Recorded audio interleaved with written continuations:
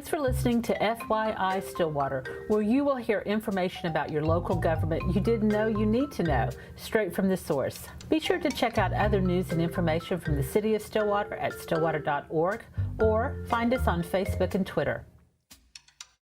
Hi, I'm your host, Sherry Fletcher, Director of Marketing and Civic Engagement. Today, my co-host is Megan Pardue, Communications Coordinator for the City of Stillwater.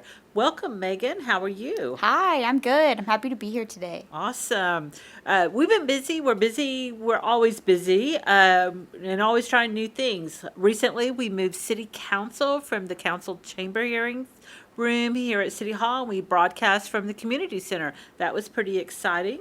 Yes, so that was a team effort here. I mean, it took a lot of preparation to move all of the audio and video equipment over and make sure we were set up and ready to go, and it went smoothly. Yeah, the thought is that we would broadcast from the Houston Theater so that we could spread people out, and it worked really well. What else have we been doing, Megan? We also have recently implemented the Instagram and Facebook stories for the City of Stillwater. So if you open up stories a lot on your Facebook or Instagram account, you'll see we're up there now. We've been putting out weekly stories about what we're doing. Here lately, we've been talking about our storm debris curbside pickup. That's a month-long, 2-month-long process. There was a lot of down limbs. Oh, yeah. Just driving around town, getting the content for the stories was crazy. I mean, the brush piles were everywhere, and you could really tell where we had been and where we hadn't. It was obvious. So who's our guest today, Megan? So today's guest is Chris Franks, and he's the Environmental Programs Manager here at the City of Stillwater. So can you give us some basic facts about maybe one of the programs that he oversees? Yes, so they run a few special events each year, including the Household Hazardous Waste event. They run trash offs, really to clean up the City of Stillwater and keep it beautiful. And we provide lots of ways for residents to get involved in their environment. So what is a household hazardous waste?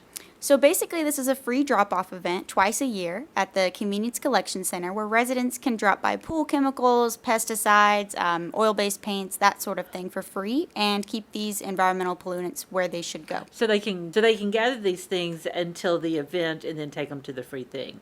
So welcome, Chris Franks. Hey, thanks for having me. Yeah, we've tried to schedule you maybe 3 different times, and we finally got it right. Yep. So thanks for being here. Now, you know how we start all of these conversations? Yes. Yes. We're going to ask you Are you some ready? random but revealing questions. Okay. Are you ready? I guess. Okay, he sounds very excited. I am totally excited. All right, so the first one. What is your favorite musical instrument and why? I would say, okay, so maybe this violates what you're trying to go for here, but I would say the voice. The voice is my favorite musical instrument.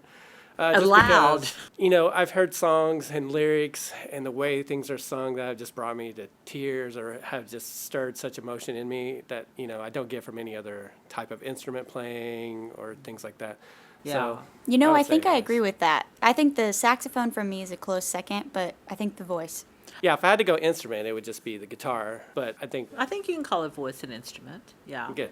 I'm going to go with bassoon. Sherry has a history there. I have a history with the bassoon.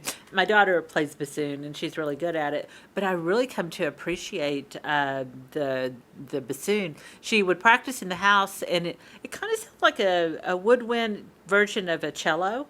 It's a very mellow. It's plays a lot of the bass lines and stuff, and I think it's very relaxing. And now that she's in Arizona, I kind of miss it. Imagine. Yeah. When I started working in this department, I had to go Google what a bassoon looked like. So. Yeah, if you've never seen one, it's really interesting. Is that the one with the weird... It's really long. Uh-huh. Yeah. That's what she plays, and there's nothing normal about it, but it's a beautiful instrument. All right, so second question. If you could choose any 2 famous people to have dinner with, who would it be and why? Oh my gosh. I would wrestle with this one. I would say definitely Ad Rock from the Beastie Boys. I would talk with him. And probably Neil Gaiman, the author. Oh, yeah.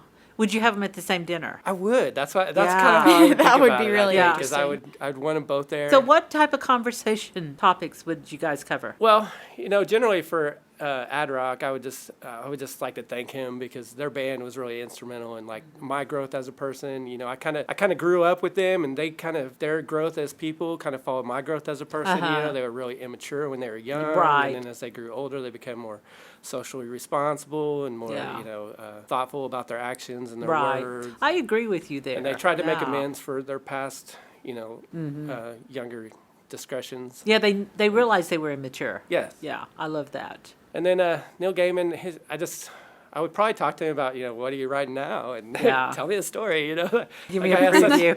such cool knowledge of different obscure stories and Yeah. histories and things that it would just be neat to talk to him. Yeah. See, I would go with George R.R. Martin because I've got some questions about the next volume in the Game of Thrones Yeah, series. Song of Fire and Ice. Yeah. You and the I've rest got- of the world right now. I've got some questions yeah. and I got some suggestions. There you go. So, yeah.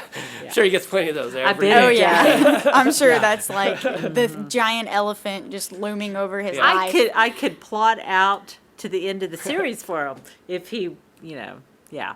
That's what we would have a conversation there. Yeah, I could do that. So awesome. Yeah, I like those two, Chris. Those are good choices. So let's move into the real portion of our conversation. So you're the environmental programs manager. So what is the career path to get to that? Where did you start and how did you end up at the city? Let's see, I started in the northeast corner of Oklahoma working for the Sankokuga tribe. So that was a good experience. I started off as the lowest position, which was the water quality technician. I did a lot of water sampling within the lake, within tribal members' houses. And then also because we were funded by grants, the tribe pretty much let us do whatever we wanted to environmentally. So we did a lot of just awesome projects with like USGS and Department of Interior and Just and whatever things you like could that. get funded? Yeah, I mean, it was all funded, so we basically, we would get state-of-the-art equipment because the funding Yeah. was there, and then we would just go out and use it in ways that we It's like a felt playground. were appropriate. Yeah, it's definitely like a playground. So I started there as the technician, then I moved up to the assistant, and then right before I left, for the last year and a half, I was the director. And then at that time, my wife, her son was coming to OSU. The assistant position here at the city came open.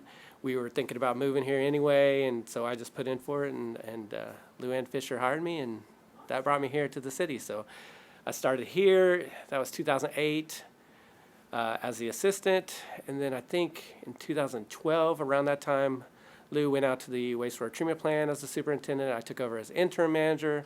I was interim manager for 2 years, and then I became the full-time manager after that. So what do you do for the city? What does an environmental program manager do? Man, I'll tell you, what You don't wish we you do? knew, right? We don't. We do. No, I know we do. We do it a lot. Every day is different. So we provide internal support to different departments with any environmental needs that they may have, such as specialty waste disposal or ensuring they're complying with some type of environmental regulation. We also supply external resources, such as a household hazardous waste event that we spoke of, the trash off that we spoke of, general citizen concerns.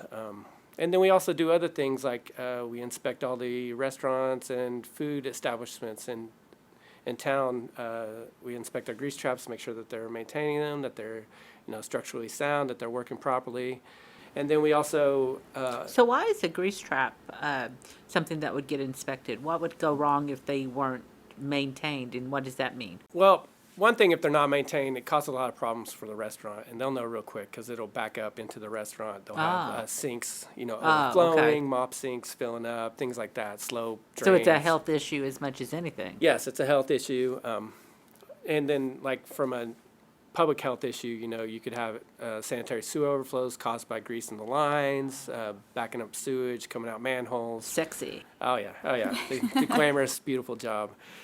So we do that. We also inspect we administer the pretreatment program for the wastewater treatment plant, which is a program that is designed to protect the wastewater treatment plant from things going down the drains and affecting the plant negatively or impacting the workers that work on the lines and stuff. So we're making sure people aren't putting things down the drain. Would you be able to figure out who it was? Sometimes. It depends. Oh. It depends. Now, if it's just one thing and it's quick through the system and we don't know the origin, then no, we're not going to be able to find that. It's like a needle in a haystack. I mean, we may be able to find it, but it would be hard. But those type of issues generally aren't going to Create break the the big- plant down. yeah. They're going to maybe cause a little bit of an upset, but then the plant will rebound.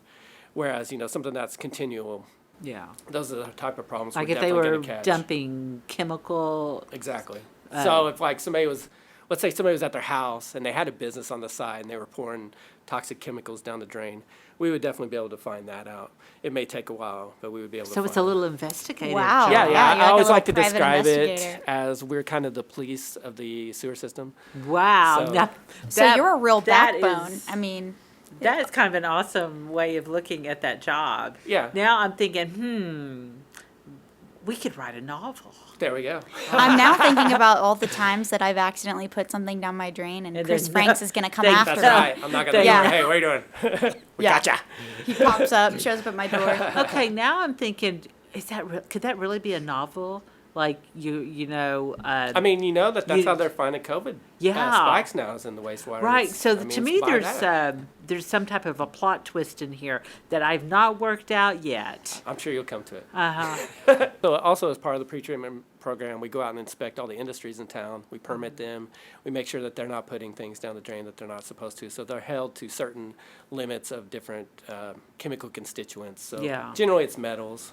Okay. So we'll go out and quarterly we'll go out and pull a sample from them, make sure they're not over the limit, and then monthly. Because you would be able to do that at their place. Yeah. Not wait till it gets all the way That's out right. to the wastewater treatment. That's right. So Yeah. we sample them at the end of process before it even gets to the sewer system. Oh, okay. And then we also will monthly they'll send us reports of they'll also check the wastewater and make sure it's under limits, and they'll send that to me and I'll review it, make sure everything's copacetic. And So you're basically just taking care of the sewer health of the entire community. yes, And then when it goes to the water treatment plant, because we've had this conversation, we've done the entire water system so far. I know so much about the water, but when the water leaves the water treatment plant, it goes back into the natural system The in natural Brush Creek system. and- So you play a role in that. Yes. I mean, just yeah. Pre-treatment. Quarterly we go out to the wastewater treatment plant and we do tests for them. We do Oh, what's make called sure- whole effluent toxicity testing. So we'll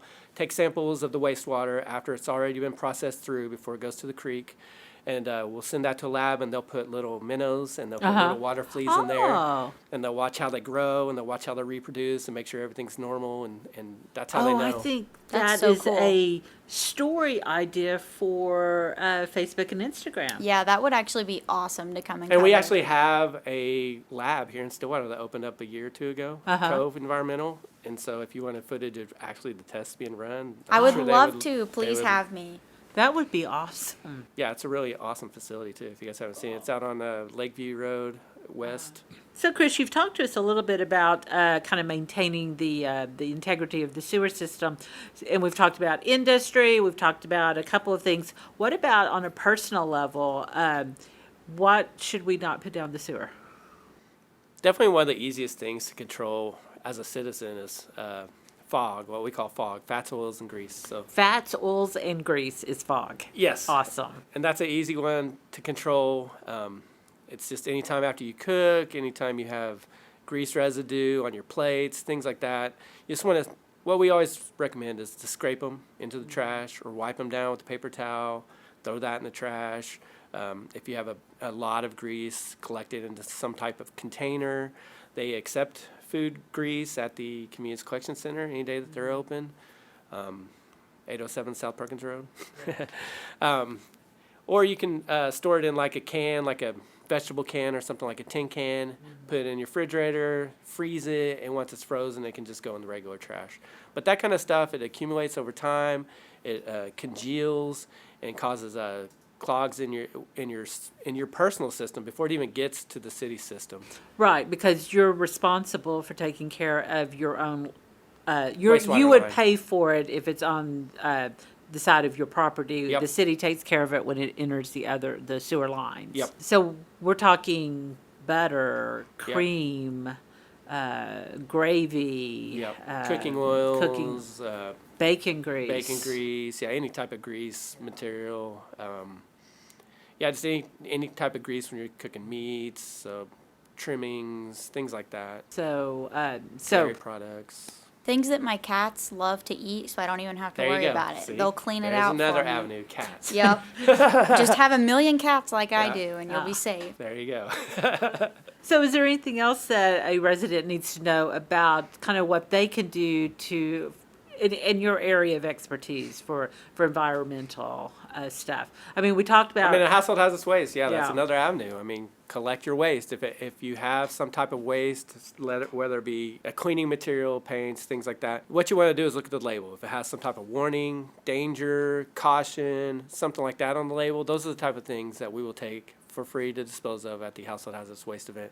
So just keep those things, bring them to the event. We'll take care of them for you. What about like medicines or unused, prescriptions or whatever? So unused prescriptions, Because you we would will take those used at the to you would see like on television shows people just dump them yeah, down. we in the- definitely don't want that Yeah, we anymore. don't do that anymore.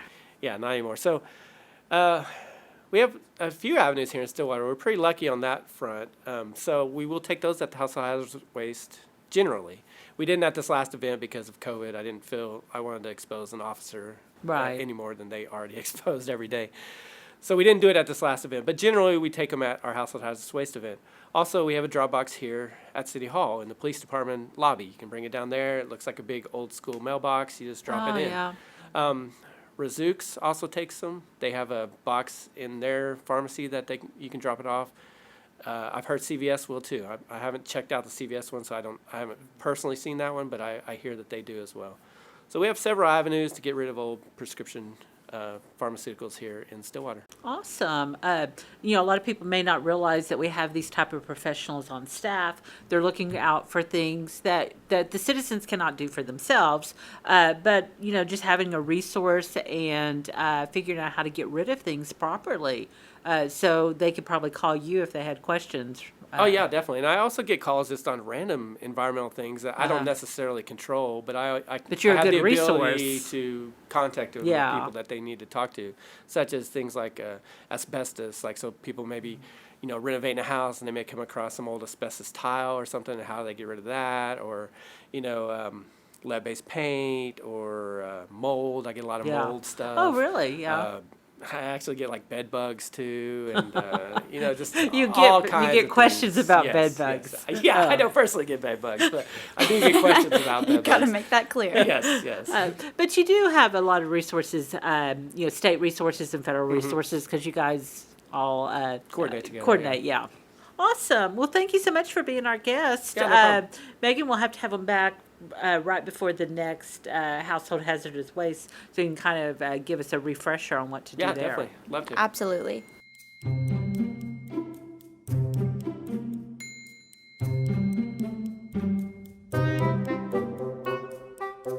Thanks for listening to FYI Stillwater. If you like this episode, help us out and give us a like or share us with your friends.